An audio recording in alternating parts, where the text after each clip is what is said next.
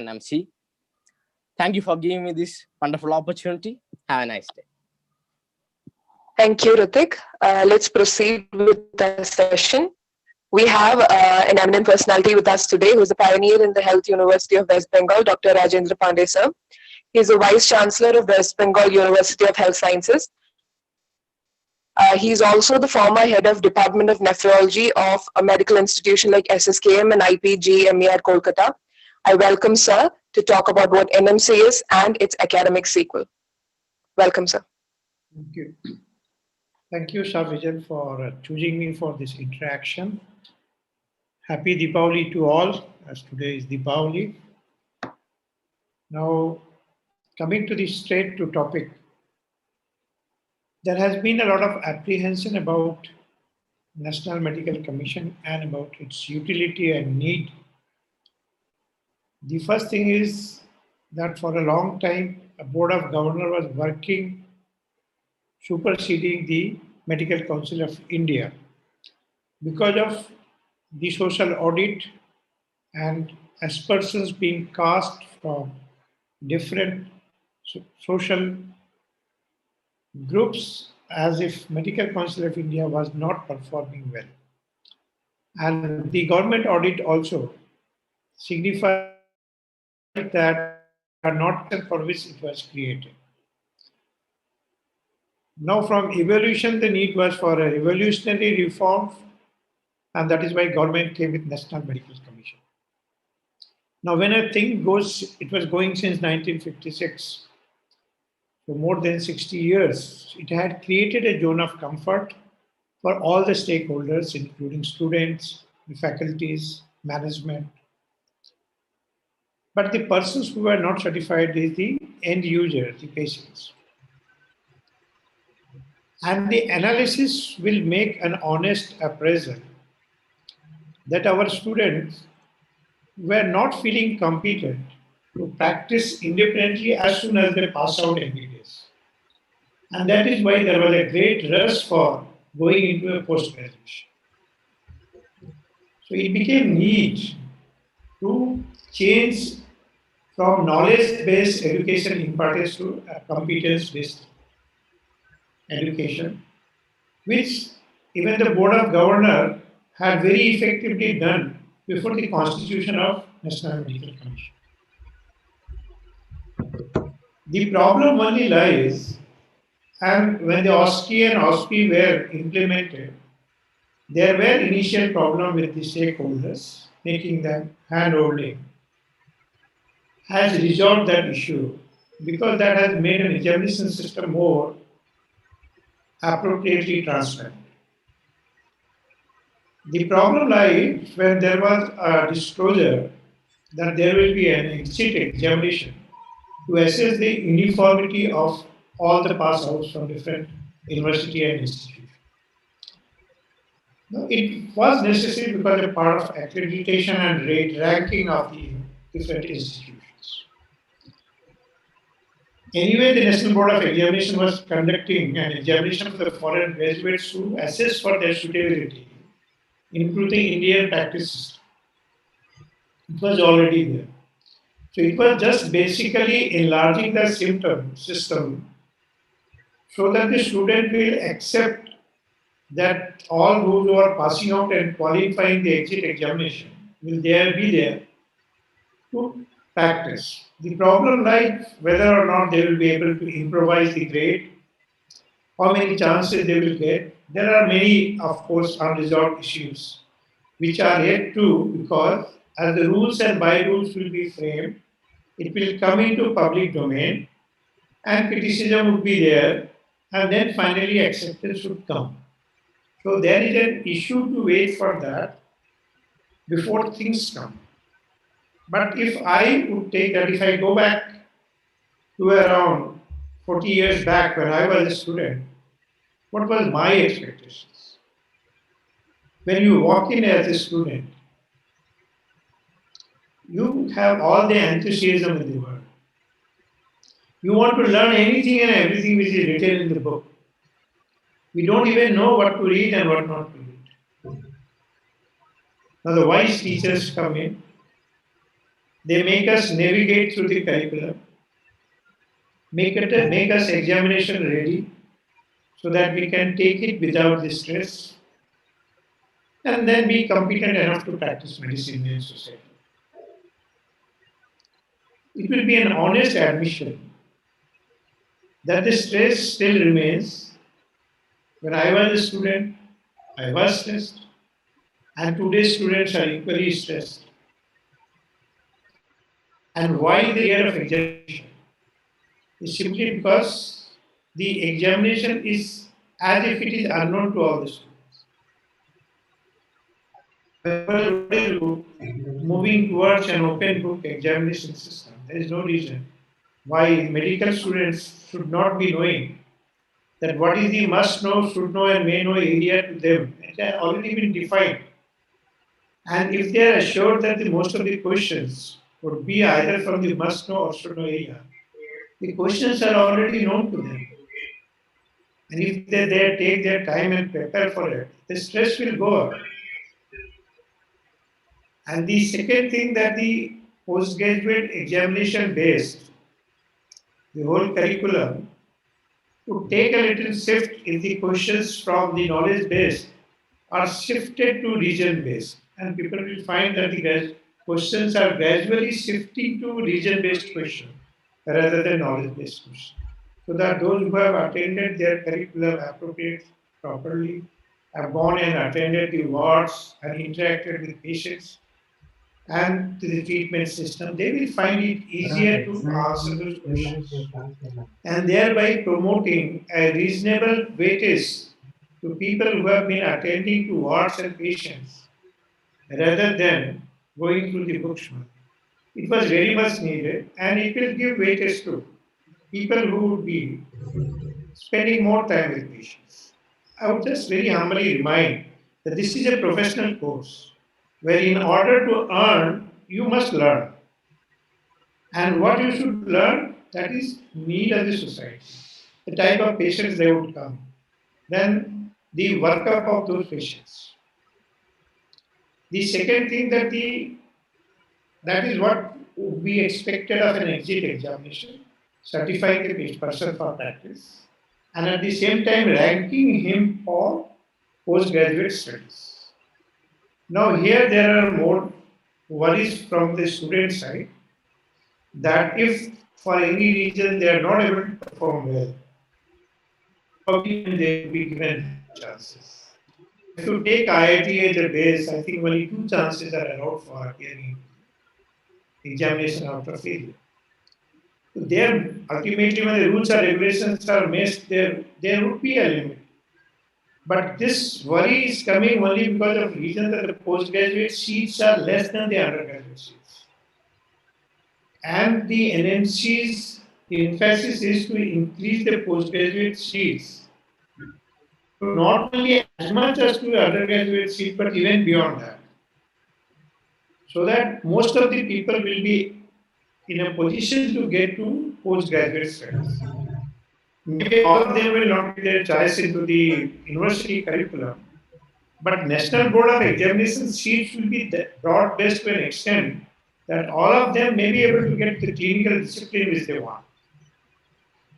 So this fear should not be there. Now, if we consider that will NMC serve its purpose if MCI did not, okay, a social vigil has to be there. Audit has to be done intermittently, whether all the stakeholders are being helped with it or not. So as we know that there are 4 boards, and they will have their purpose for UG, PG studies, accreditation, then ethical and panel issues. And they are independent boards where the panel per se or the advisory board does not pitch into every day-to-day activity. The greater thing is that as student, if we come by student as a stakeholder, their interest would be only in 3 or 4 things. One, that the curriculum is completed well in time. They get enough time to revise. They get enough holding with and after the internal assessment to overcome their deficiencies and appear for the examination. So this is my personal opinion. I would say that all disciplines have a society of their faculties, and they can teach it. And at the national level, they can decide the must know, should know, may know area in and beyond what NMC has suggested. They can time to time revise it. And not only that, they can also prepare the extent of knowledge that is required for those topics. They can prepare a model answers. They can circulate among the students for a reasonable price. So the student at the very outset knows what he has to prepare, how he has to prepare, so that the fear of examination will not be there, whether it is part clearance, whether it is a professional clearance, or it is an exit examination. When we come to this next stakeholder, that is the faculties, because of the competence-based curriculum, there were initial resistance, but the faculties now found it more appropriate. They have welcomed it, they are practicing it, and they are executing it also in the examination time with wonderful outcomes. Now, there are two other stakeholders, whether NMC would serve their purpose or not. Another is management. If you consider the management aspects, there is no more derecognition. It is only the lowering of seats if the infrastructure has shown any swing. The only requirement for them is to daily point upload their lab and outdoor indoor utilization, the faculties that are attending, so that the restrictive and regulatory role of the NMC will not be at all visible. It will be only the facilitative and promotive role which will be accounted for. It can be very easily done. Now the thing that is left out is that most of the universities, for various reasons, have actually not been able to go into the appraisal of individual institutions. Student as a stakeholder, instead of only focusing on examination, they have also as a stakeholder have to keep a vigil that whatever NMC requires is being maintained and practiced in the institution. They can share with it, which will not be for purpose of intervention, but come in a suggestive form so that those problems can be resolved and the students can get what they are supposed to get. It is very important. I mean, like this platform, realize that some form of platform is needed for making medical education more meaningful. That means there was a deficiency in what was going on. The existing platform created by MCI was not fulfilling up to the expectation of the major stakeholder, the students. Now, obviously, if you tell me that the time spent in class as an interaction takes away almost 2/3 of the time, the narration made by the teacher. Now, that can be made available before the actual interactive session in the YouTube, in the WhatsApp group. Many of these simpler questions may be interacted even before the major interactive session takes place. So that whatever time when the students are assembling, there will be more minor and fine tuning of the matter rather than talking crude narrative of the topic. Because the medical students who are coming, they are quite wise, intelligent. Only they need to be guided. They need not to be intervened with each and everything like in pedagogy. So the curriculum, carrying out the curriculum, the students needs a revolutionary change so that they can study the things at their own leisure. And when they come to the class, they are not receptive. They are participating. They are interactive. So that whatever they thought and perceived as their deficiency is taken care of in the interactive session. And once it is done, the level of confidence that the pass out would be doing will not be focused to next examination, because he will pass out as a cakewalk. His concern will be two, that what would be his ranking to get into the subject of his choice, now, and the institute of his choice. Now here what NMC has a major role to play, said that all the institute over a period of time with hand holding and sharing of the faculties and infrastructure are brought to a level where postgraduate training will be uniform, meaningful, so that each student will not only learn the skill, but also the wisdom when to practice the skill or not to practice the skill. And beyond that, would be innovative enough to put in his understanding into further innovation, into participating of learning of other students, even if he is not a design faculty in an institute. Like he can post his operative skills in a YouTube. He can also post his narrative into the YouTube, even not without being a faculty, which can be accessed by students of structured training program. So why teacher platform will become a wider base. There should be a different mechanism for recognizing such teachers which are not part of structured teaching. So we opening another space where people who are not being recruited as faculty, but still will be able to participate as faculty. Not only that, as a visiting faculty. Beyond that also, they can participate as a mentor, where they are in surgery or they are in clinics, and take students as an add-on for their secretarial assistance, where they would also learn and maybe also earn to support their administrative requirements in the college where they are going.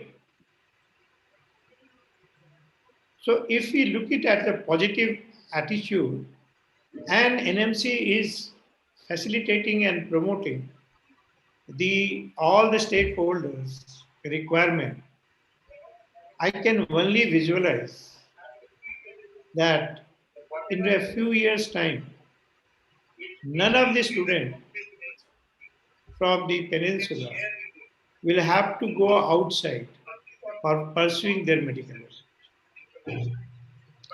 The second, that all of them would have very fair and reasonable chance to go into post-graduation if that is what they desire.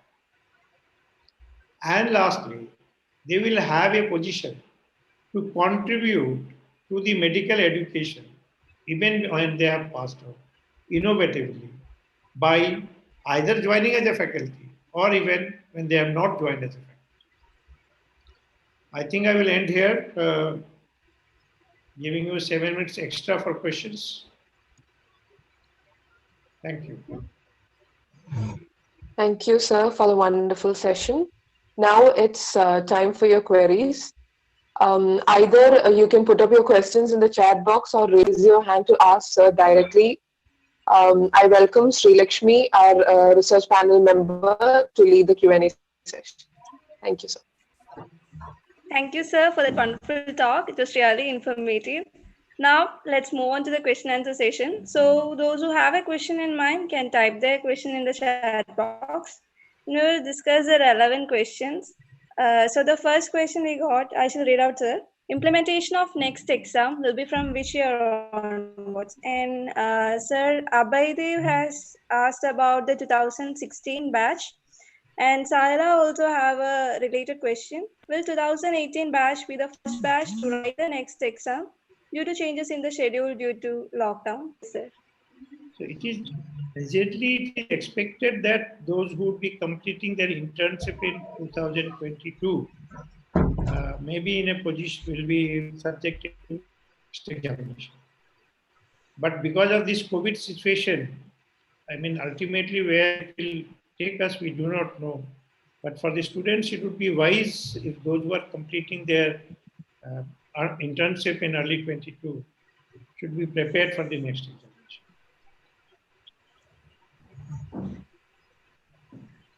Thank you, sir. Our next question is from Jimna K.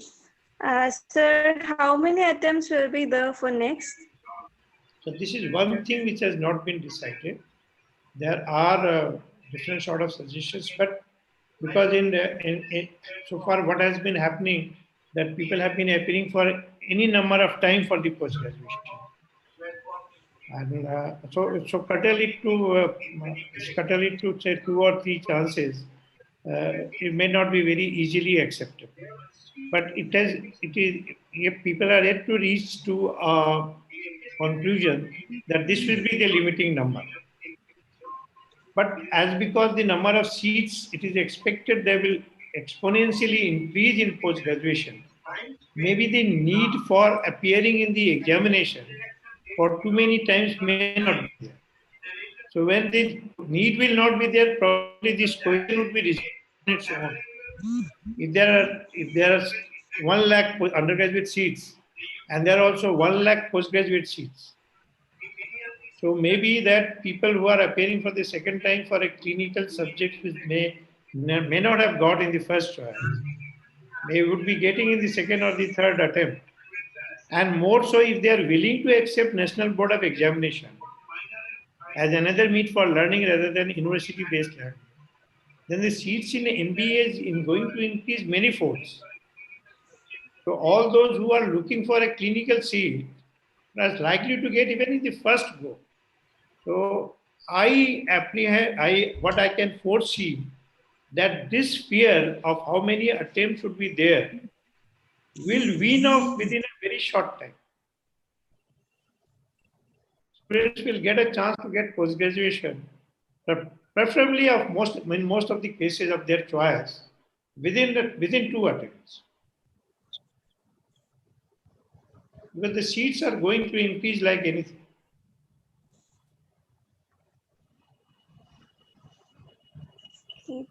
Thank you, sir. And someone have raised his hand. Ranjit Kumar, you can unmute and ask to sir directly. Ranjit, are you there? Okay, we shall move on to the next question. Sir, it's a question from Abhay Kumar.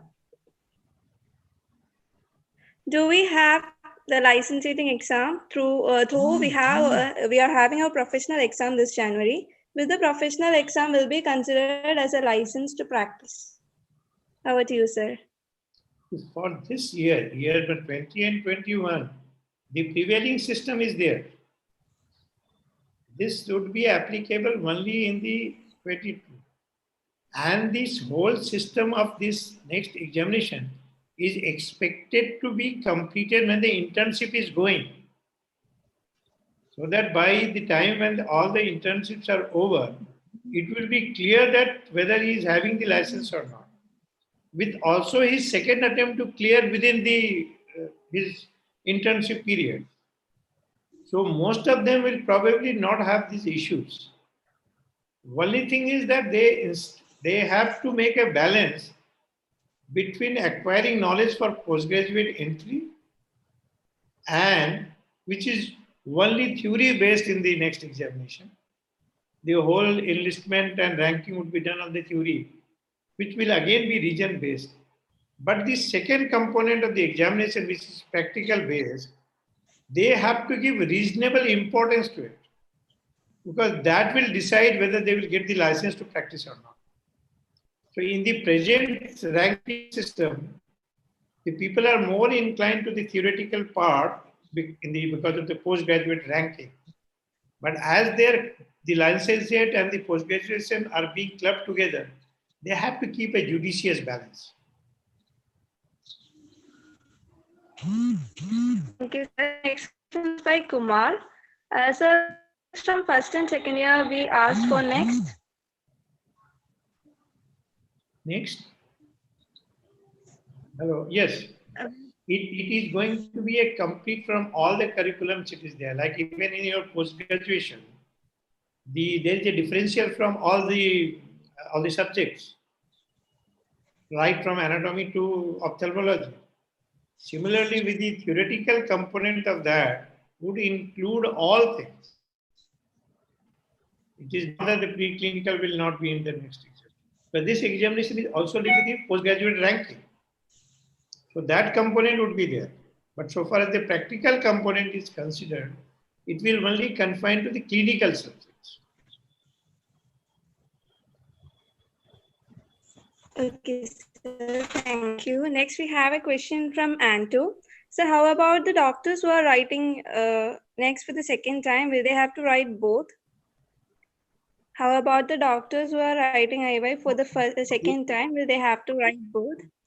If the theoretical examination is complete and the licentiate part is over, and you only want to improvise his rank for PG, he need not appear for the second component. But if he has failed to clear his practical examination, but his theoretical examination was validated, then he will get another chance in the same year to clear his practical examination as well. So, theory examination he need not repeat in one go. But if he fails again, then probably it will be for the next year, it will be again a repeat examination. Okay. Both for the PG ranking as well as for license. Okay, sir. Now we have a question from Saliha. The next exam was brought in lay emphasis on clinics, so to prevent students from skipping clinics to concentrate on coaching. Will that be effective? Wouldn't a 3-day exam increase pressure and worsen the situation that we were trying to overcome? Over to you, sir. The question is, this is because of the uncertainties that is prevailing. The postgraduate seats being less, and there are certain chosen subjects, like if you analyze 15, 20 years data, then maybe if 20 years back, pediatrics was and radiology were a more preferred subject, people going into it. Now probably it is changing to a subject like orthopedics, ophthalmology, even dermatology.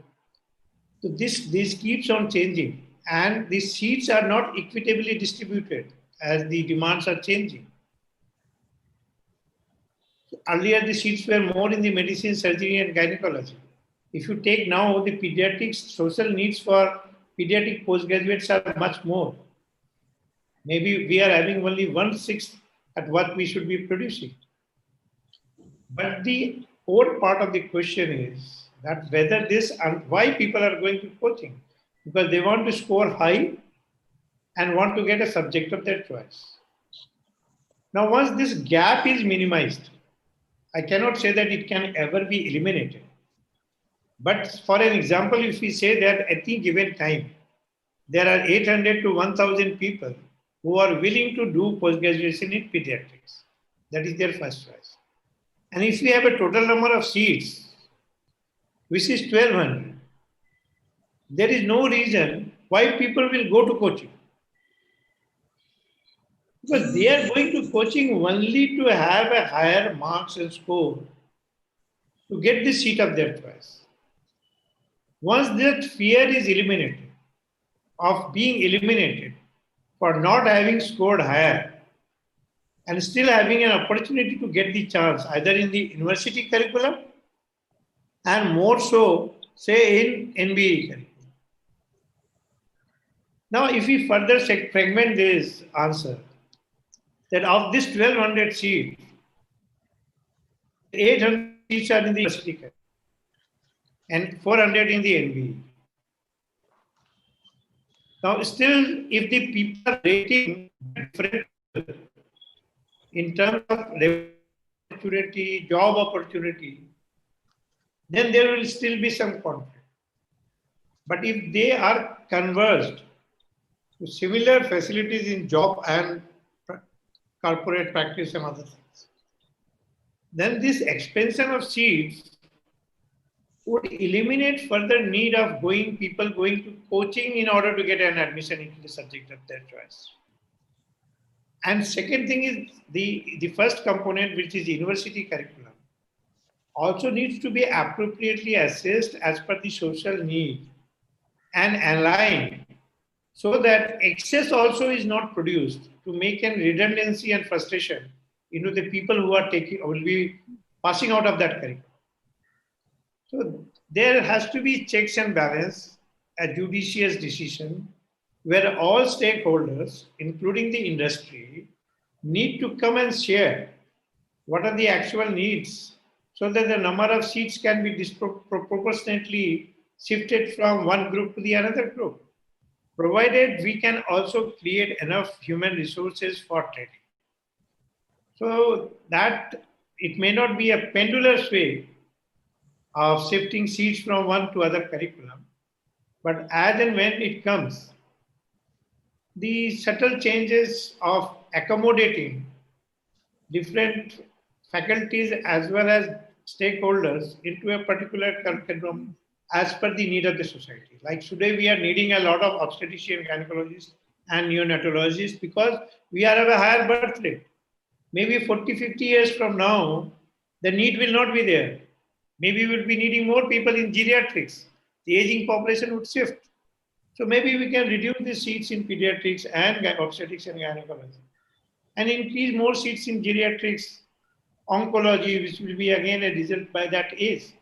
So this judicious shift has to be permitted, where all stakeholders need to come in with their inputs, more so from industry. And if we are able, as we are planning by GBD platform, then we are able to make a registry for all the diseases in India.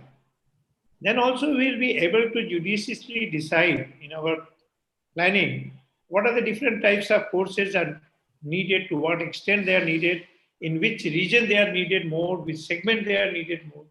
So then probably a proper decision would be possible.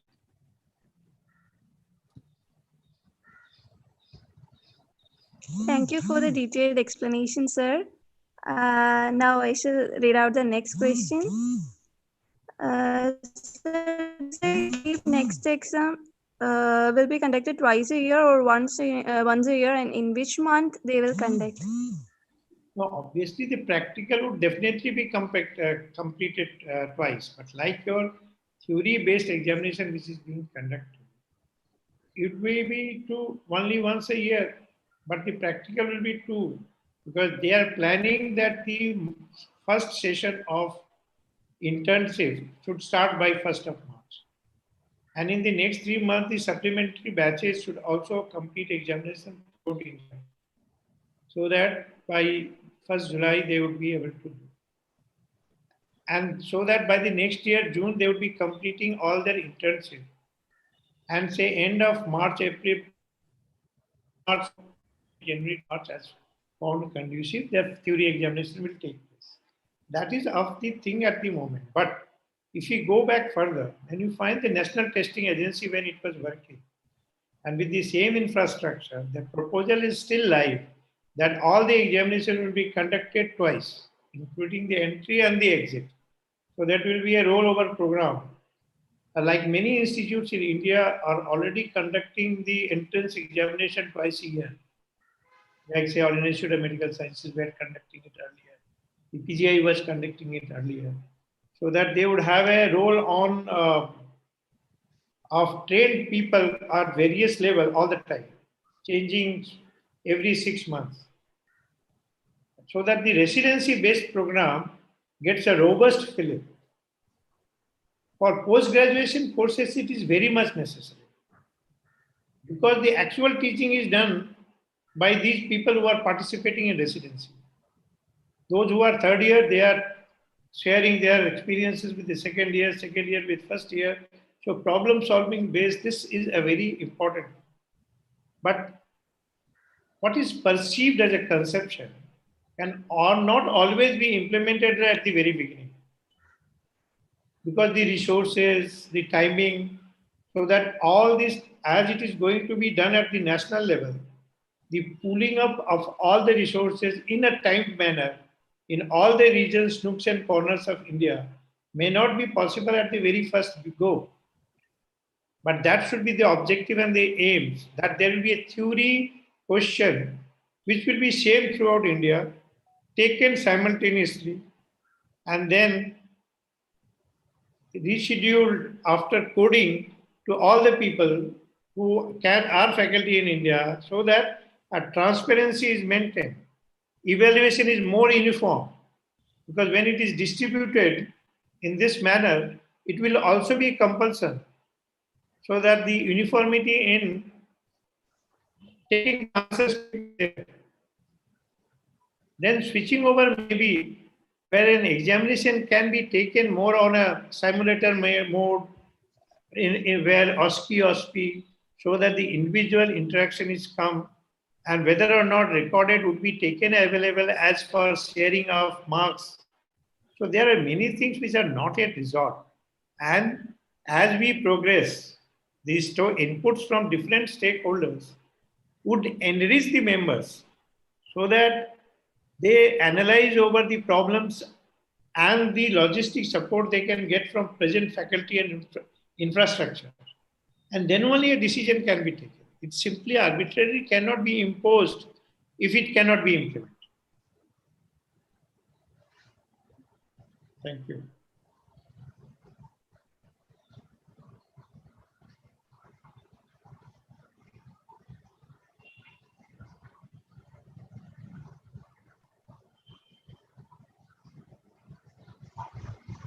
Dr. Pandey, I would like to ask one question. Can you hear me? Yes. Yes. I've listened very carefully all the points that you have said, and I agree with almost all of them. The only defect I find is the family medicine concept has not been pushed enough, because many postgraduates, many undergraduates are there who actually want to go into family medicine. The need of the country is also same, but they do not have a PG program. It is there, namesake, but not a big push. For example, in Kerala, we only have 2 MD seats in Calicut, which also not going well. And one of the reason what they say, as a Vice Chancellor, I try to do it big way. But the problem was you need to have 2 or 3 professors to have an MD.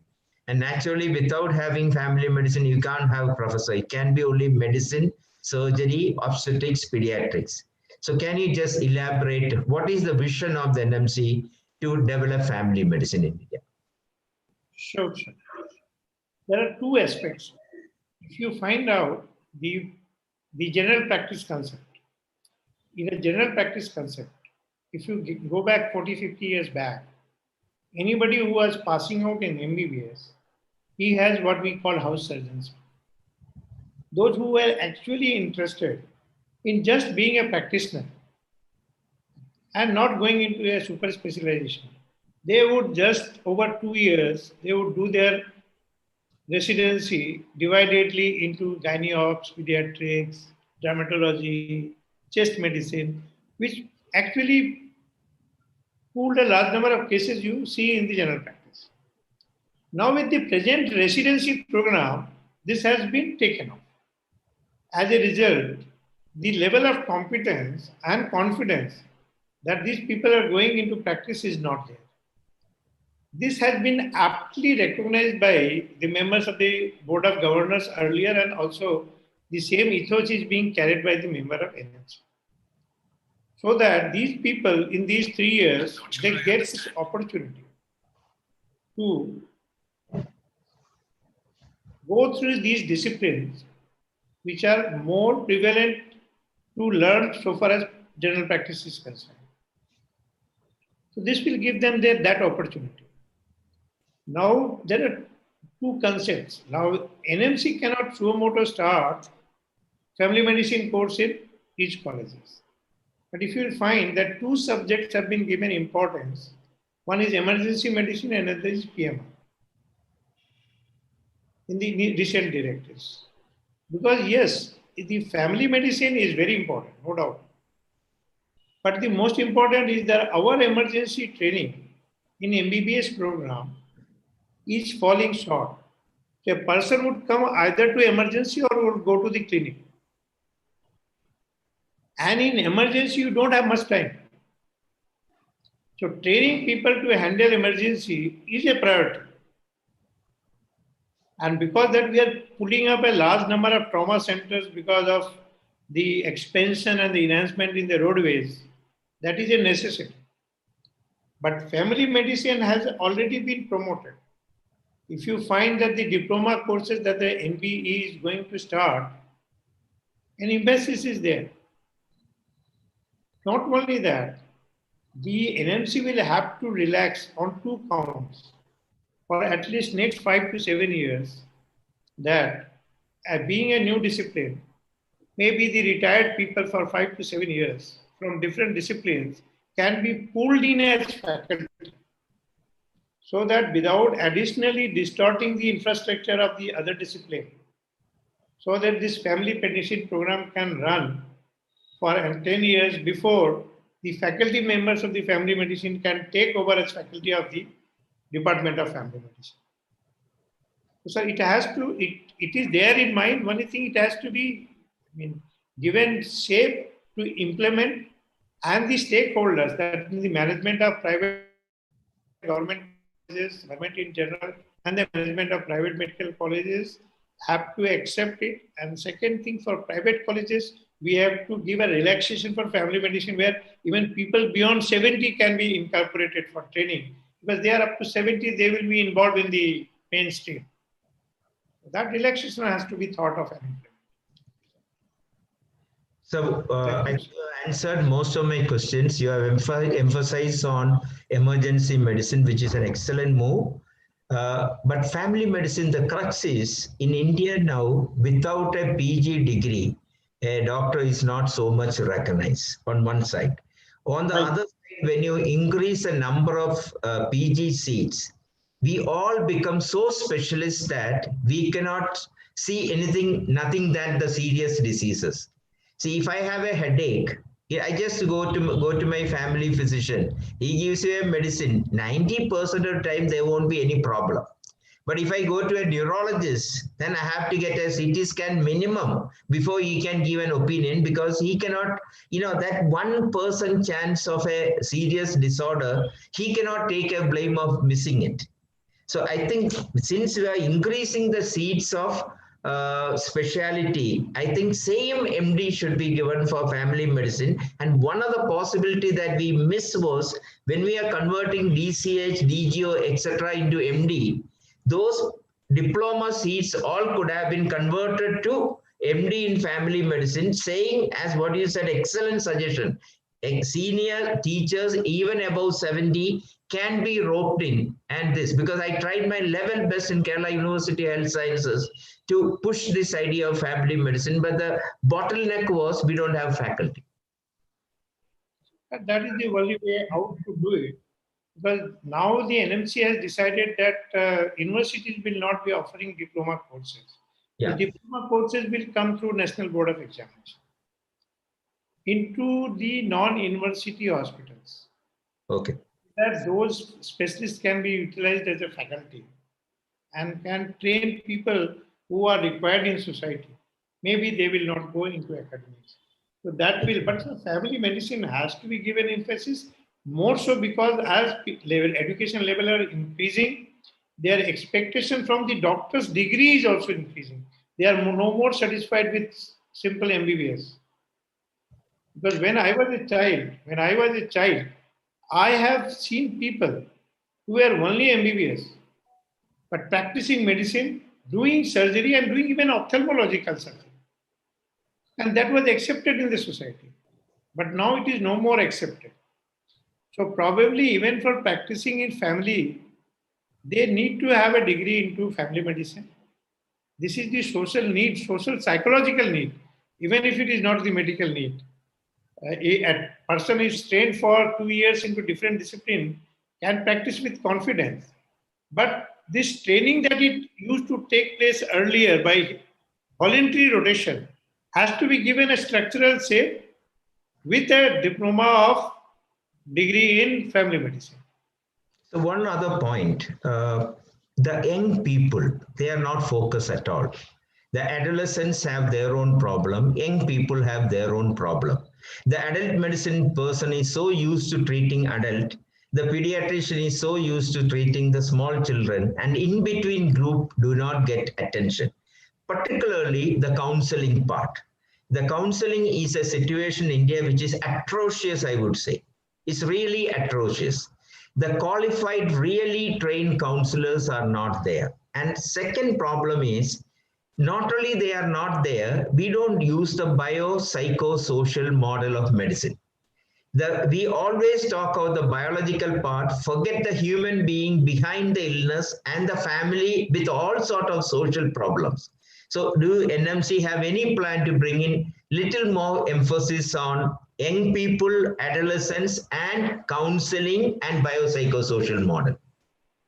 NMC has met only once, but while we were having our sessions with BOGs in the last few years, the one recognition is very clear that we need a large number of paramedical forces to support medical people, and many a time the end user, the client, the patient does not need actually to go to a medical practitioner. So it is not only with the counseling, but all other aspects. And I would just suggest that if we go a little back, 15 to 20 years back, people were not interested in geriatrics as a specialty. Now a large number of people are selecting it and practicing only geriatrics. In India, pediatrics was considered only up to 12. All hospital admissions were regulated like that. So in the pediatrician's mindset, pediatrics is up to 12. Now that it is extended up to 18, and they have to face the challenge of adolescent psychology, they need a hand-holding and support to overcome this challenge. And unless the stakeholders, again I would say university, NMC is a stakeholders, but the pediatrician national bodies, the psychiatry and psychologist national body, they need to come with a white paper on it, the magnitude of the problem, the resolution, how it can be resolved at the short-term level, intermediate level, long-term level, what are the human resources that is required to be developed over time to take care of these needs. That has to come into numerical forms. Then only the planning for having the number of seats all over India, how it is to done. Because RCI, Rehabilitation Council of India, regulated seats for psychological counseling is so less throughout India that probably it is far short of our need. So we need to develop the hand-holding in the infrastructure as well, sir. Yes, definitely, sir. Well said, and that was a very relevant question, sir. So we have a question from comment section. Sir, is next one attempt or twice? And what about the additional batch, sir? Will they have to wait for a year, or can they write the exam with the regulars? I could not get the question. When a person who has not cleared the batch. Okay, so do they conduct the exam twice a year or once a year? And what about the additional batch students, sir? Will they write the next exam? Hello? Before 22, whatever the logout batch would be there, it is important that the medical council as well as NMC would be carrying out the batches till it is resolved, the last student passes. So the curriculum would be there. It is also pre-competence based curriculum. It will be carried into the older forms till they are clear out. But the rules and by-rules have not delivered over it unless that deliberation is complete. A chance will be given before they are integrated into the new batch, new system. That has to be decided. Maybe it cannot be indefinite chances, but there would be a reasonable chances so that out of say 60,000 candidates, after 4 examinations, they come down to only 60. then it may be very difficult for them to conduct Thank you so much. examination individually. Thank you so much for your patient listening and explanation, sir. That was a fabulous session. I hand Thank you, over sir. to Sarah. Before we move on to the next session by Dr. M.K. Sinha, sir, we have Meena Eldo, Joint Secretary of MOC Medical College Union, to speak from the changes brought into the medical curriculum from 2019 batch onwards. I welcome Meena to take over. Thank you, Sarah. A very good afternoon to one and all present here. I am Meena Aldo, 2017 batch, Joint Secretary of the College Union 2020-21, MOC Medical College. I would first of all like to thank Dr. and organizers of the Revamp event by Sharp Vision for providing me with a great opportunity to voice my opinion about the changes brought about in the new curriculum for the 2019 batch. Let me get straight to the topic. I would like to go through the changes made in the theory and clinics of the 2019 batch and their exam pattern and how it affects them and prepares them for the better or worse to face the next exam. I would like to discuss about the ultimate goal and the changes made in the new curriculum, foreseeing the next exam. So, what are the changes brought about in the theory? While anatomy, physiology, and biochemistry continue to be the main subjects in first year, community medicine has also been added to the schedule as weekly classes. And new classes have been introduced to encourage an integration of subjects and to help the students gain a better understanding of the current subjects and assist them in comprehending the fundamentals of clinical subjects. So, what are the new strategies that have been introduced to enhance integration?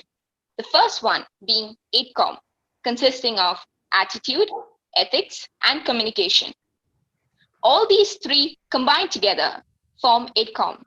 This is a competency-based curriculum which ensures the enrichment of the students with desired communicative skills.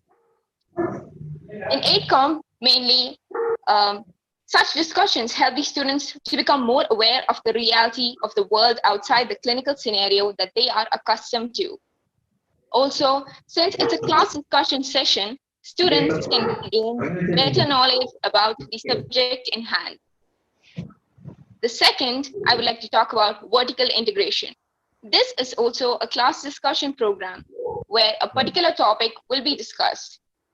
Professors from different departments will attend the session and impart their knowledge, which will help the students to grasp a better understanding of the topic in hand. Students are also required to maintain a logbook that records the class discussions in detail so as to ensure mandatory attention to listening in class. Now, the changes in clinics. Early clinical exposure in the first few months of the course is ensured to familiarize and interact with patients or their relatives. Now, what are the changes in exam pattern? In the theory paper mark distribution, essays, the long and short essays, are given priority over short answers. Also, essays are more of a clinical scenario question that train the students to adapt to such a clinical setup and reach a final diagnosis. Now, I would like to talk about the additional batch. One of the notably biggest advantage in the new curriculum is that there no longer will be an additional batch. Those students who fail in their first attempt get a second chance 1 month later. If they succeed in their second attempt, they can continue on to their second year of MBBS along with their batch.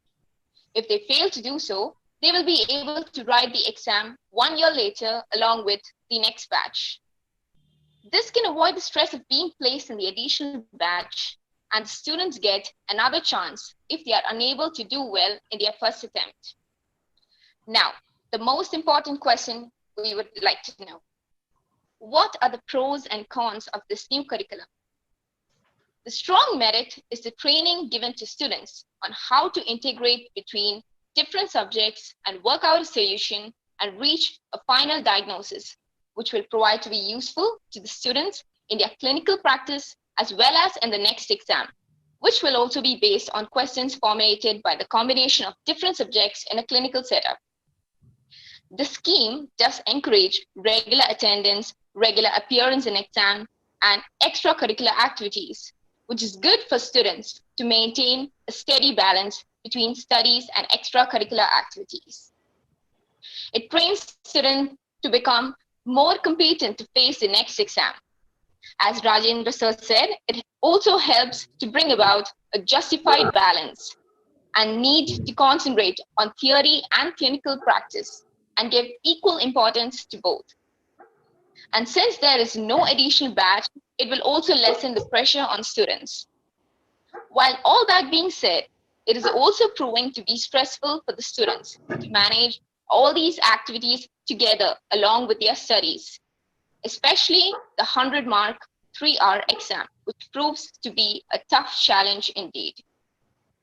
The increased difficulty level in exams cause an increase in stress and anxiety in students, which could cause a negative impact on their health.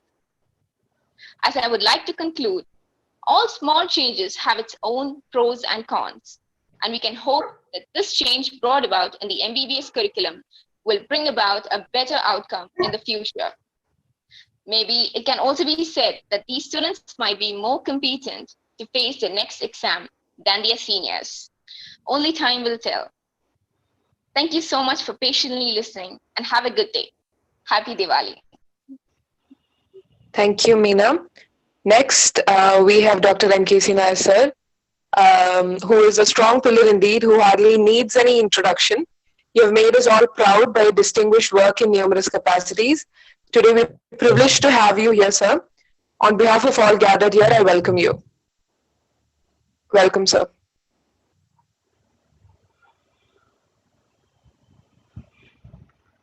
Share screen, arrange for that. It's disabled. Okay, sir.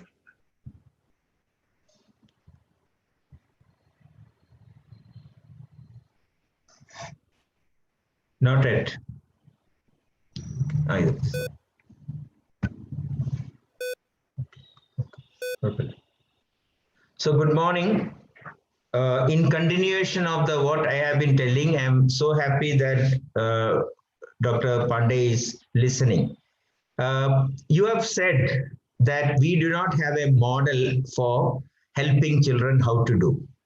Sir, I will tell you that we have trained more than 500 doctors, more than 500 psychologists, clinical people to do counseling and do adolescent pediatrics.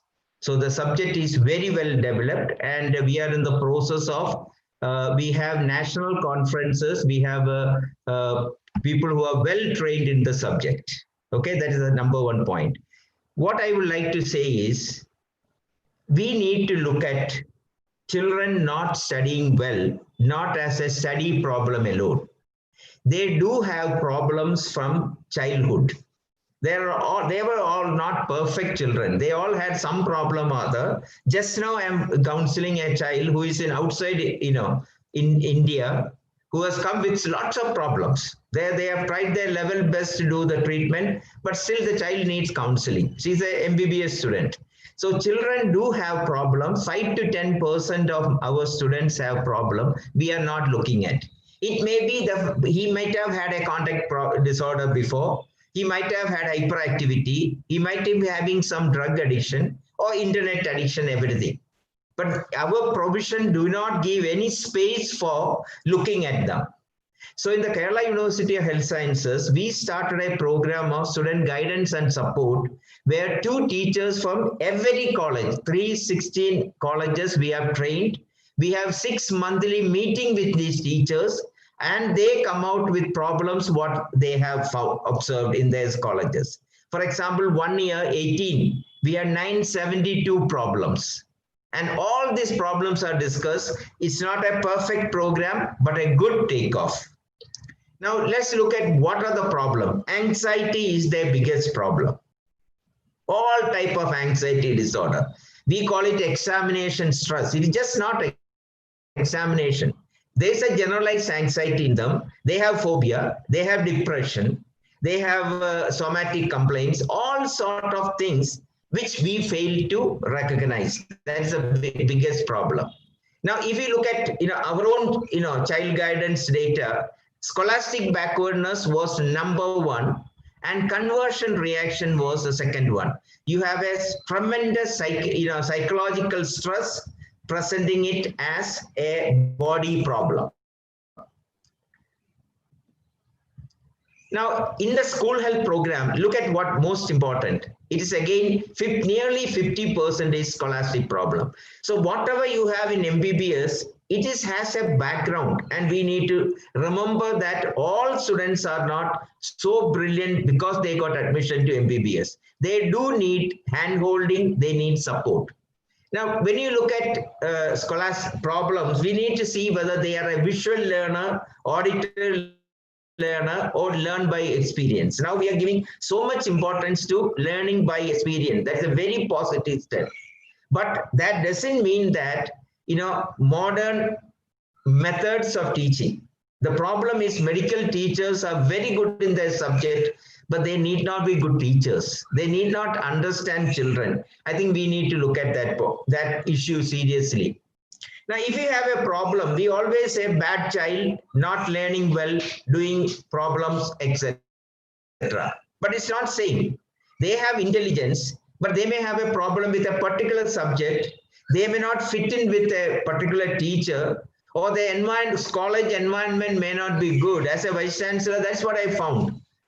Small problems that should be solved in the college is brought to the university. So I think teachers who are so good, they actually can take care of some of this problem. But there is a small group with mental illness, and that group with mental illness need to be quietly managed. Quietly, that word is so important.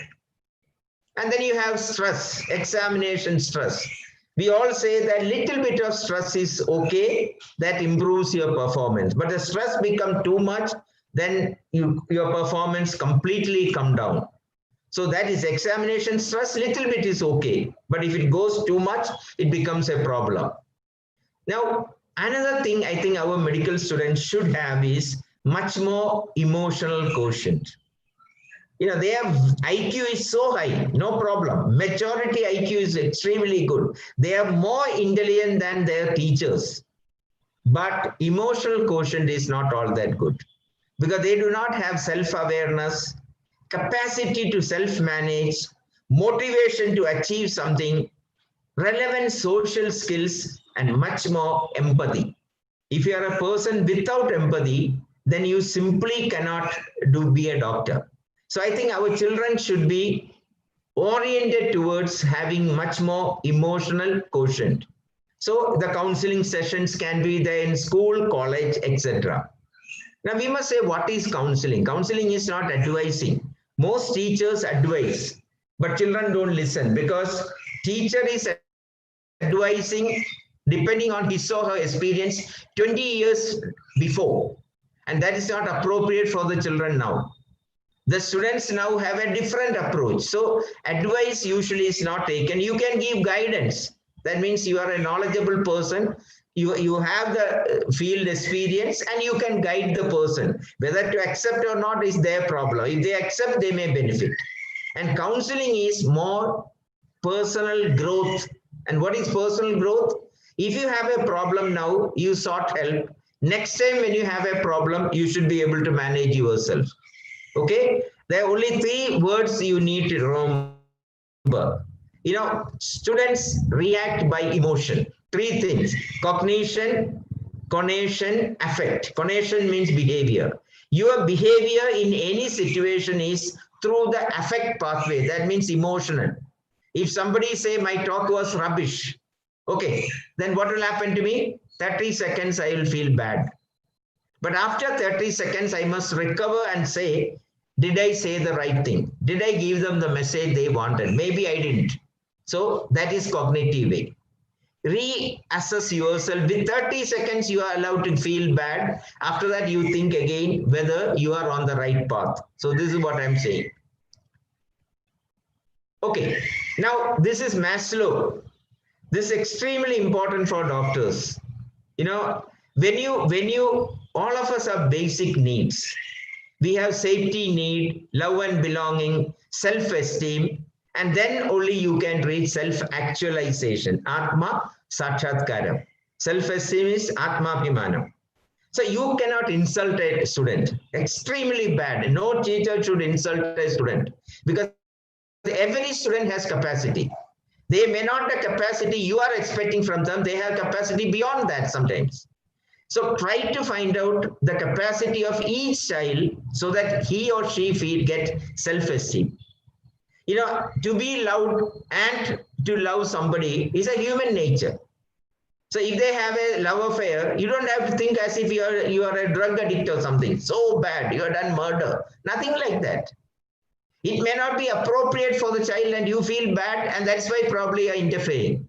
But your interference has to be guidance and not advice. That's the most important part. If it is affecting your studies, then you need to point out. But otherwise, you don't have to interfere so much. This is extremely important.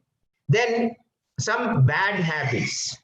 Smoking, which has come down tremendously because most of us have done all this in the age of 18, 19 to show off.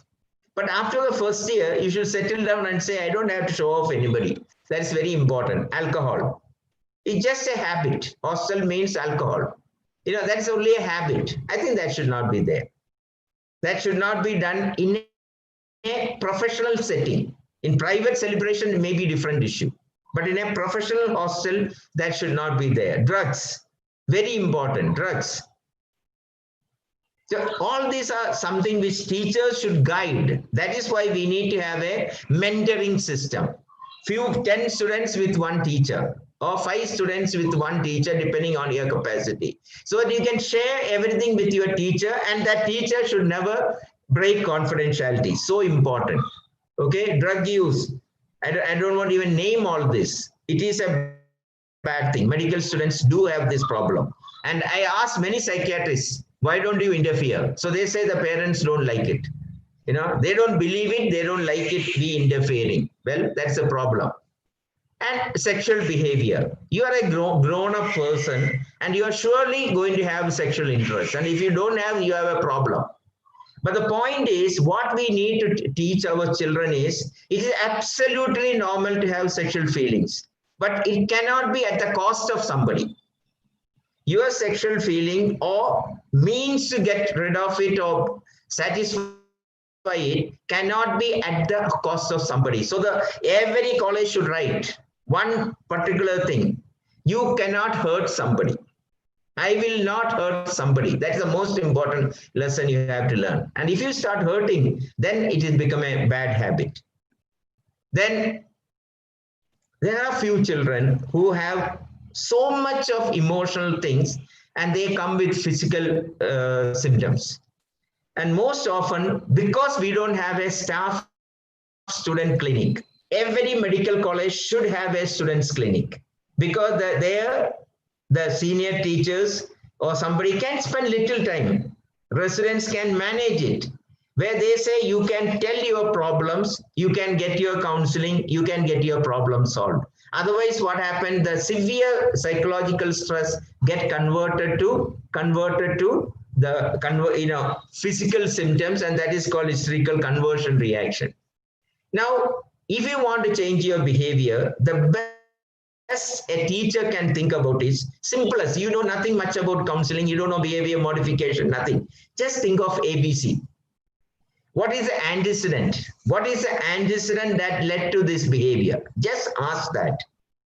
And then see what is the present behavior, how is an old behavior or a new behavior. And talk about the consequences to the child, your student. Never say you are a bad student. There is nothing called a bad student. Every student is a good student, but a good student with some bad habit. And that you have to separate out. You have to see that it's separate. Just because he made a mistake once, don't harp on it every time you say, oh, he's the person who did like that. No. That is over. You have taught him, you have solved it, and forget it. Then he's a good student. But we need to tell that the atmosphere of the college. You cannot behave like this. I was trained in Christian Medical College, Ludhiana, and I learned very many good things, particularly to respect women, because it is impossible to behave badly there, because nobody will accept it. You are like a total outcast. And that culture, institutional culture should come, that we cannot behave badly to a girl. Now, there are many methods called cognitive behavior therapy for adolescents. Why the cognitive behavior therapy? Because the young people are intelligent people. They cannot be treated by like small children where their behavior is modified by, many methods are there modifying. But that we cannot do here. Positive reinforcement, negative reinforcement. In a smaller child, you are only focusing on the behavior and trying to change the behavior. But here, that is what is now. You must involve the young adult, the student into it, because he or she has brain. And therapy should be reasoning it out with him or her, and that they will be appreciating. Because the benefits are enormous. It improves the communication of the skill. It reduces fears, it improves self-esteem, and negative thought patterns can be reduced. Now, I'll just skip this because, okay. Now, there will be children with students with conduct disorder, 1 or 2 in every college. Okay, that is a situation which needs to be tackled by psychiatrists. It cannot be just done by simple counseling. He has problem, dissocial behavior, defiant behavior, aggression, sexual behavior. They need to be treated by drugs. Drugs are available and counseling can be done. But that needs to be done by a psychiatrist. How do you get a psychiatrist into every college? I'm sure medical colleges will have definitely hospital and psychiatrists. And once in a while only you will get a child who needs this. And your psychiatrist would be able to do it quietly, confidentially. Most important part. No talking about it to anybody other than not even to your wife. That is the most important. The student should actually, not only you demand they respect you, but if you want them to respect you, you should help them confidentially. Okay, the place where I studied Christian Medical College, the student was supreme. If you have a problem, I had a small problem with a, swelling here. I went to my PG. PG took me to boss. Next day, surgery was put in. Senior most surgeon is taking the charge. Anesthesia is a professor of surgery. Anesthesia. When he nicked, there was nothing. It was only a swelling. And the teacher was so happy. That is the affection teachers should have. That is why I try to do the same thing for my children. Because they treated me like their children. I asked for permission of parent. He said, I am your parent now. I will take responsibility. That is important. Then attention deficit hyperactive disorder, you might have had earlier, but now what happens is some elements of that may be left over now. Of course, autism is another thing. High functioning autism. Occasionally, you may have a child with high functioning autism. They are very intelligent, they are very good, but completely they cannot socialize with people. Think of that. If you look for it, there may be one student in the college. Okay? The adult type of anxiety, depression, substance abuse, psychosis. We just go through it quickly. There's a simple way of assessing all this.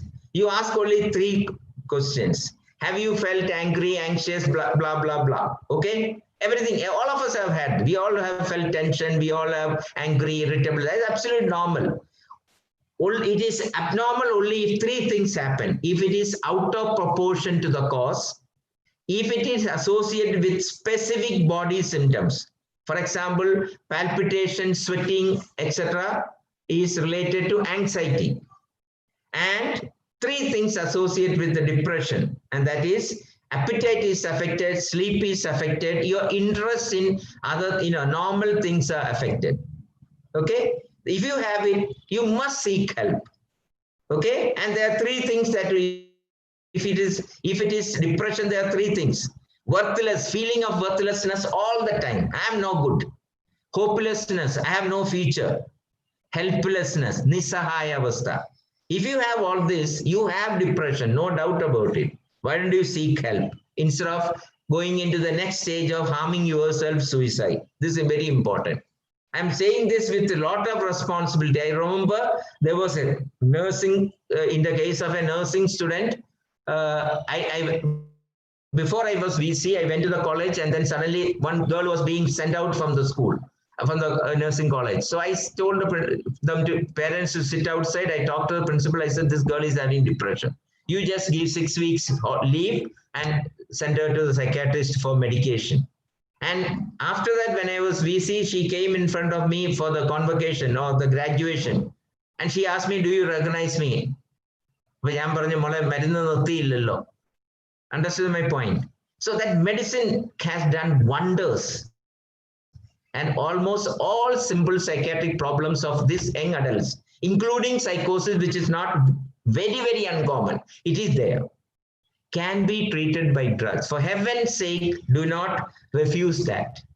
Then this is the idea I said, symptom out of proportion to cause, definitely symptoms. And third one is impairment. Impairment means you are not able to study. Teacher, if the teacher has problems, she is not able to teach. So all three are there, you are in problem. Then some people have obsessive compulsive disorders, not classical, but they cannot do. They have that obsession in thought, compulsion in action. You need to recognize that. And some children get into post-traumatic stress disorder. You have a tragedy in the family. They cannot tell it out. They had even a love affair. I don't teach you to go in the body. And for you, it's a laughing matter. For that child, the whole world has collapsed around it. Make sure teachers must be sensitive. If you have any doubt about any of this, just go back to your childhood. You become the best counselor. What all ideas went through your mind? I'm selling a failed love affair is not a problem for a teacher, but for the child, it is a collapsing of the whole world. And I think we need to take seriously. Okay, now if you look at what are the problems in among normal 500 adolescents, okay, they have anxiety disorder, different kind of anxiety. I'll give you another slide. Different kind of anxiety disorder, including panic disorder. Panic disorder means you start having all sort of a problem, and it goes to a level, then it goes away. But you're worried it will come back again. So all these sort of generalized anxiety, panic disorder, or social anxiety. Social anxiety is an important thing. You cannot come in forward and talk. You cannot go on the stage and talk. We make fun of them. Instead of making fun of them, get them into small groups of friends, let them talk first, then in the class, then in the college, let them come out like that. All the best speakers in the world, I can assure you, they all had this social anxiety, but they overcome that, including me. I have overcome that and become capable of doing that. So depression has three problems. They have a cognitive error. What is cognitive error? Overgeneralization. Somebody made a comment about you. That was just a silly comment for that day, but you spread it to all area. You maximize your negatives. If I ask you 3 good things about you, tell 3 goods and 3 bad. You will tell all the bad quickly, but you won't be able to tell 1 good about you. That is the problem of Malayalis. We don't know how to appreciate ourselves. We don't appreciate our body. We don't appreciate our skill. We don't appreciate ourselves. That's the way we have been taught. There is a problem in the thought process. Illogical, irrational, unrealistic thoughts. Okay, and you have biological symptoms. So with cognitive behavior therapy, this can be easily treated, but before preparing the person for that, drug therapy is absolute essential. So mind is something like this. There is a biological part, psychological part, social part in depression. And we'll leave this. So last, I will talk just about psychosis. You have hallucinations. Means somebody is, you see things which are not there, you hear things which are not there, and immediately there's something. Once in a while, okay, but if it's a pattern, then there's a problem. Then you have delusion, unshakable false belief. You simply cannot, get rid of it. Unshakable false belief, it can only be treated by risperidone. Okay, And the drug of choice is risperidone, and that is there. For anxiety and depression, drug of choice is fluoxetine. 10 to 20 milligram for depression, 20 to 40 milligram for anxiety. Higher dose for anxiety. Okay, if you have anxiety, you may have concurrent depression. If you have both, then you may be candidate for suicide. This all have been proved. So remember, drugs are there. It doesn't do any harm. So everything is there in a medical college. It may not be there in paramedical or nursing because they may not have consultant. You have your own teacher as psychiatrist, as gynecologist, as a physician. Everybody is there. Why can't we go to your own teacher? So the point I'm saying today is there should be a student clinic, maybe once in a week, maybe run by the residents with some support of the senior people. And we should arrange to have a student clinic, and you should have a program of student guidance and support, and some amount of counseling should be given. If you can't manage, then of course you can refer to other people. So on behalf of the students, I will say it is a need of the hour that our students are given the first priority, as my teachers used to do. We are not there to blame them. We are there not to find fault with them. We are there to help them come through the difficulty, just like somebody has helped us in our childhood. Thank you. Thank you very much. Thank you, sir. I hand over to Sri Lakshmi regarding any other doubts that the students might be having regarding the session that sir has conducted, or any other regarding NMC. Sri Lakshmi. First of all, thank you, sir. We are humbled and grateful. Now it's time for the Q&A session. Those who have a question in mind can type their question in the chat box, and we will discuss the relevant questions. And just a reminder, those who want to ask question directly to the faculty can raise their hands. You can use the raise the hand option in Zoom. And we are providing you a certificate. Certificate will be issued to the participants who fill the feedback form at the end. And for the YouTube viewers, join our Zoom meet to access the meeting and the feedback form. So we can move on to the first question. So I shall read out to you, sir. So what are the powerful ways to increase the focusing power of students? Basically, you have a problem. You have to get up early morning tomorrow. You try to go to sleep early. Whole night you won't sleep. Okay, whatever we try to forget, we get into trouble. When you try to focus, actually you cannot focus. Don't try to forget some bad thing. Don't try to focus. The moment you try to focus, the negative thoughts will come to you. For example, all of us, even at this age, I have the problem. I want to focus on something, other thoughts will come. So instead of that, let the other thoughts be there, but you start doing the reading. Suppose you are reading. In the paragraph, you believe that tomorrow morning I have to take a class on this. Okay, so you write 3 important points from one paragraph. Next paragraph, you do it. And then you revise those paragraphs. The thoughts are there in the background, but it's not going to disturb you because you're focusing on what you have to do. The problem is we are studying for the sake of studying, not for reproducing. Think that I have to teach tomorrow morning. So I have to roam. I cannot go and in front of students become a fool. So I must know 1, 2, 3 few points. This is a way to focus. And that is one way of focusing studies. Focus on life is a different story. You must have a single-minded ambition and you must develop it. Along with enough for distraction will come. Do not try to throw away distraction. Let that be there. It is part of life. By the time all distraction is gone, you are good for nothing. You are vegetable. You can't. You understand the last stage when you have nothing there. But an active life, you will have distraction. Let the distraction be there. What is your focus? For example, I'll give you an example. I was doing college magazine.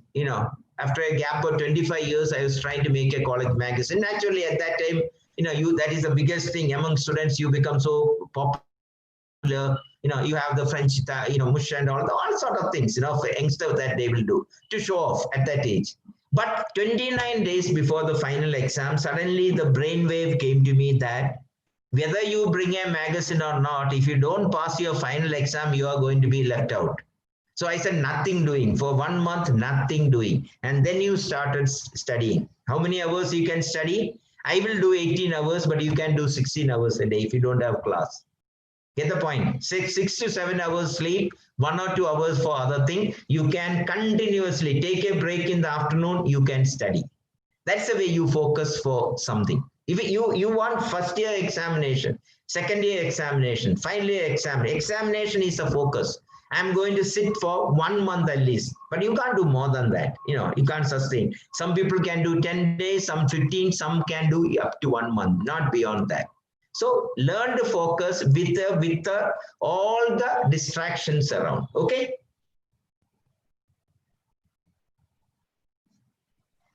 Thank you, sir, for that answer. And I think we can move on to the next question. Sir, what are the subjects to concentrate to clear? Next one. It's a question from S. Prasanna Kumar. What are all the subjects to concentrate to clear? Next ones. I didn't get the question. What are the subjects to concentrate in first year to clear next one? See, I tell you, first year is the worst period of your life. Because anatomy is real. I tell you frankly, the teacher will kill me, but I'm telling it's a boring subject. Physiology is slightly better. Biochemistry, if you understand all the formulas, okay, but otherwise that is also going to be difficult. And the problem is we don't know why we are learning all this. See, I give an example. In our time, most students used to fail because of a suboccipital triangle. Okay, I don't know why I was doing all this. Then we had the popliteal fossa. Nowadays things are easy. You only have to demonstrate. We had to do popliteal fossa of a fat female. The whole day you sit and do it, the fat won't go. And I almost failed the final exam because I knew there's a nerve to popliteus which hook around the popliteus muscle. I knew all that because I was caught in the class examination. But in the final exam, I still could not do it. And I made a stupid mistake of telling the examiner, a person whose name is there in Grey's Anatomy from PGI. I told him, sir, it must be a variation, and you can imagine how he'll react. Okay. And because I had class exams, excellent mark, internal said I won't sign if he doesn't pass. Get the point? So all of us have problem in first year, but think of the nursing students. They have 8 subjects, now reduced to 7, and the textbook is 8. So what you need to do is, I think Pandey Saab said it very nicely. Very beautifully put it. Nurses used to do that. Now I think medical also. What is the must learn? Teachers must give the must learn, nice to know, and the rest. For PG entrance examination, the rest can be read up. For examination, you do the nice to know. We need to have more of seminars, student seminars. The idea of seminar is you focus. And one other simple trick I'll tell you to remember. Every teacher should say what we are going to teach tomorrow, so that the students have an opportunity just to glance through it, not read. I said glance through it. But next day when the teacher talk about it, oh, I read it yesterday. Now that feeling comes to you. So you are comfortable with the subject. Same day, just read it once. Just read it once, so that you won't forget it. And the weekend you sit and study. And when you study with points written. Every word in the book looks so important. But ultimately, when you go for, just think of examination. You studied it, read it 10 times. But when you go for the examination, blank, nothing you can remember. I have done 12, 15 examinations, so I know the difficulty. Okay, PG degrees I have taken, so I know the difficulty. You become blind. So what to do? You have few important points on your fingertip. And how do you keep it in the fingertip? You have a book or in your computer. You write down the points and repeat only the points, not the whole topic. You want to make a mnemonics, then make a mnemonics. You see, when I was doing MBA, I had a problem. There are so many subjects, and if I can remember the theory, then I know how to write. But even theory, you won't remember. So I made a mnemonics, somebody is, Ani is SRSQ. Ani is allocation theory, N is networking theory, and Q is queuing theory. So once I know the name, I can write. So you have your own way of remembering. Mark my word, it is not important how much you study, how much you can reproduce. And the only way to reproduce, teach somebody else. Do not have competition between students. If you are a good student, try to help somebody. In the process, you become thorough. If you are not a good student, if you cannot remember everything, you ask a senior and another person who can do it. Combine learning in that way, not sitting to and gossiping combined. No, not that one. It helps. And the teachers can do one thing. Every day after the class, you make every child write one point that they remember from the class. 40 minutes or 45 minutes class, spend 5 minutes for them to write down one point. Don't ask pointed question to the children, because what happens if they can't answer, they make a, you become a fool by yourself. Nobody want to be insulted like that. And you are scared because all the good answers are finished. By the time your turn comes, you don't know what question you have. Why should you be scared in a class? Instead of that, say you write one point and 40 students write one point. The most important will come out 10, 12 times. The next will come out 8, 10 times. That means that word is repeated 10 times in the class. Then you won't forget. And next day morning before taking the class, do the same thing. Okay, we learned this subject yesterday. Tell me, come on, write one word that you remember from. Whatever you remember, then reproduce it. Let them say what is the word. So the same word is said so many times. So the key words will be thorough to students. I think teachers have to focus on teaching like this.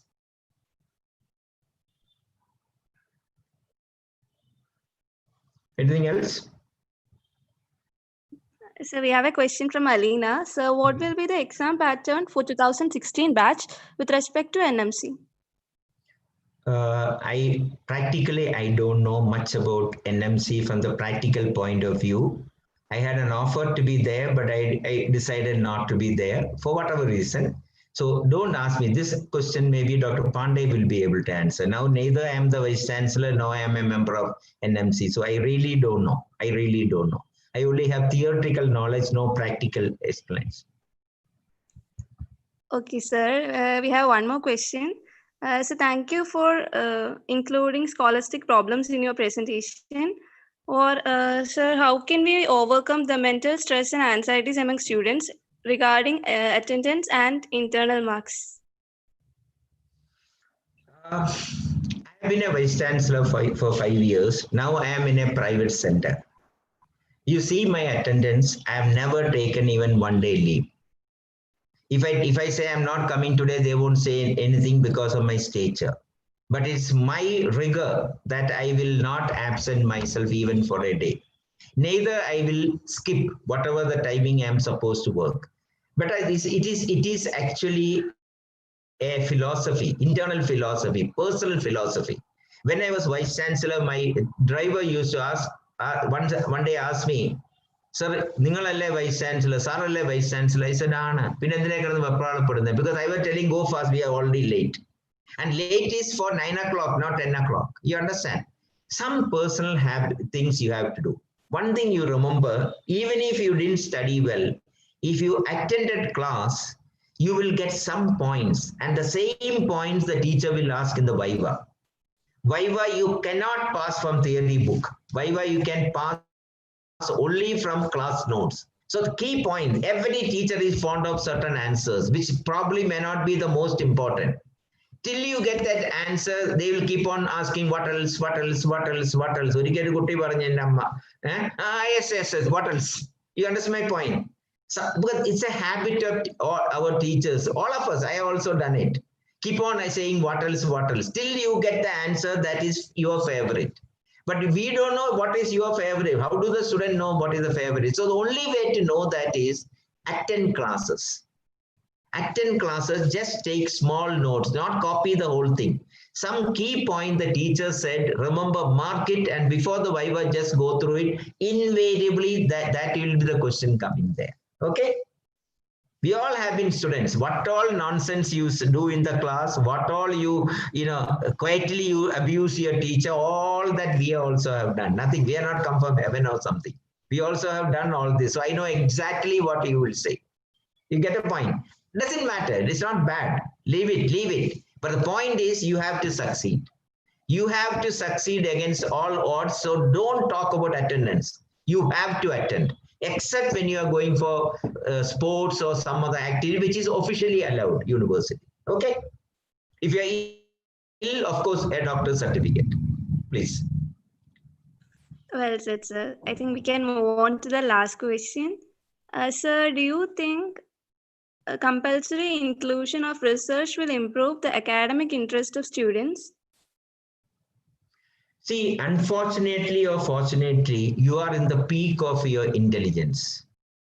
Understood? You are in the peak of your intelligence. And the only way you can satisfy intellectual curiosity is by doing some small research. So research is extremely good for undergraduates because you have a complaint that I am just mugging everything, and particularly medicine is lot of fact mugging. So only relaxation you can get is by doing a simple research. I can tell you, I'm talking about 1973, 74 period when I was in 4th year, 73. Okay. I did a thesis on Indian childhood cirrhosis. Now it's not seen much. Indian childhood cirrhosis, that was seen only in South India. So I did data from SAT hospital and from Manipal hospital, and I presented there. Everybody said fantastic, and you felt on top of the world. You understand my point? So that is your baby. You get excited by your baby. So a student research is something we must encourage maximum. Not because you are going to make some epoch-making, discovery, but because it's your first baby. You love it and do it. Research is absolutely important. That will not disturb your studies. It will give you only a capacity to think. But the only problem is you must do on your field. I was counseling a person from Pilani, yesterday, and what we found was engineering graduate. He has some little medical complaint. Okay. Now he is so inquisitive. He read everything, go to the whole internet, and made himself a mess. A simple thing. I said, you show to a doctor. He examined and said, don't worry, you don't have any problem. Are you with me? So inquisitiveness should be in your subject, not in other area where you don't have a grasp over it. So don't make a personal misery by being inquisitive. Medical things, if you have a complaint, go to your expert, get it off it. Don't think about it. But class items, you can do it. Problems among students, you can do research. In fact, what I want people to do research under the guidance of a teacher is, what are the problems you are facing? You are not able to. In fact, that girl who said today spoke very beautifully, I forgot her name. It was my idea. I only told that a student should speak. In fact, I wanted 3-4 students to speak because we want to listen to your problem. We don't want to bombard you with our own knowledge. We want to listen. What are your physical health problem? Particularly for girls, what are your reproductive health problems, menstrual problems and all? What are your problems in the psychological domain? What are your social problems? What are the problems in the hostel? What are the problems in the college? Just because there is a problem doesn't mean your college is bad. We all have, even our home, we will have problems. We need to periodically assess what are the problems in the house and find solution to that. It is not to blame somebody. It is not to blame the college, not the management, not the teacher or your student community itself.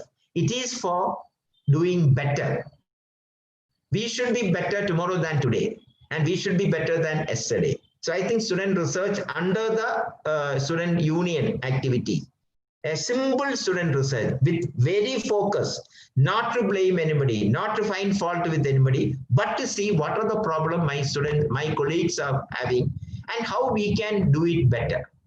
How we can join hands with our teachers and make our college even better. Okay, one college I went, it was so miserable, all card pidiche. I said, I made the principal say on the stage that next I will come here 3 months down the lane for whatever reason, and this campus should be clean. If you don't have money, my students will do it. I asked them, will you do it? Only thing the principal should be, but the rest students will do. There's so much of energy of the youth, and that we should be able to take care of. അങ്ങനെ നല്ല കാര്യത്തിന് ചെയ്യുമ്പോൾ വേണ്ടാത്ത കാര്യം തലയിലോട്ട് വരത്തില്ല. Think of your college like your home. Even if you don't do anything at home, your mom will do it. But college, you have to do it. Understood my point? So that is how your personality develops. If you are a good student today, tomorrow you will become a good PG. If you are a good PG, you become a good consultant. If you are a good consultant, you become a good administrator. ഒരു ദിവസം കൊണ്ട് ആരും smart ആവത്തില്ല. ഓരോ സ്റ്റെപ്പിലും നമ്മൾ സ്മാർട്ടായി പോകണം. That's my message to all. മറ്റൊരാളുടെ കുറ്റം കണ്ടുപിടിക്കുന്നതിന് പകരം നമ്മൾ സ്വയം ചിന്തിക്കുക, what is my contribution? What have I done to my college? And what have I done to help my colleagues who are not doing so well? I think that is the message that we should get. Thank you, sir. It was very good to hear from you, sir. Thank you for your efforts, and we are touched beyond words, sir. Thanks for a great time. And we have some questions regarding NMC to Rajendra Pandey, sir. Hello, Rajendra Pandey, sir, are you there?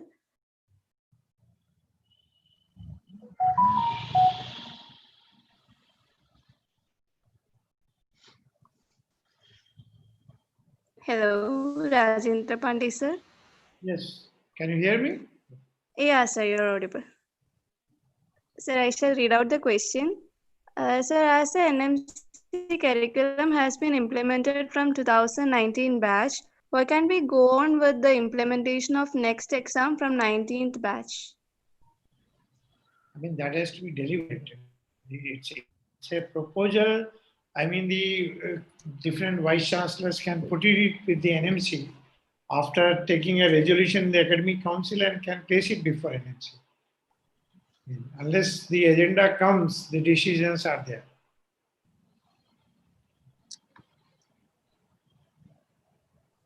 Thank you, sir. And we have one more question about NMC, sir. Please. What will be the exam pattern for 2016 batch with respect to NMC? That would come. I mean, question would be region-based mostly. And what would be once that is framed, that it has to be, it is expected that it will be an online examination, maybe up to 16 to 20 hours examination spread over a week, covering all the subjects. Proportion from each subjects and the variability of choosing questions, there are many factors to be decided in the next examination, which the execution is not done. It is, so far it has been decided only that it will be 16 to 20 hours of examination over 4 to 5 days. But it will be a region-based examination. Thank you, sir.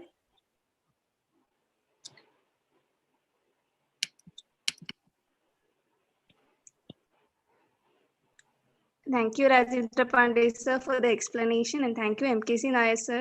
We are blessed to have you both in this session, and we are proud privileged to have you to listen to you. Thank you so much, sir.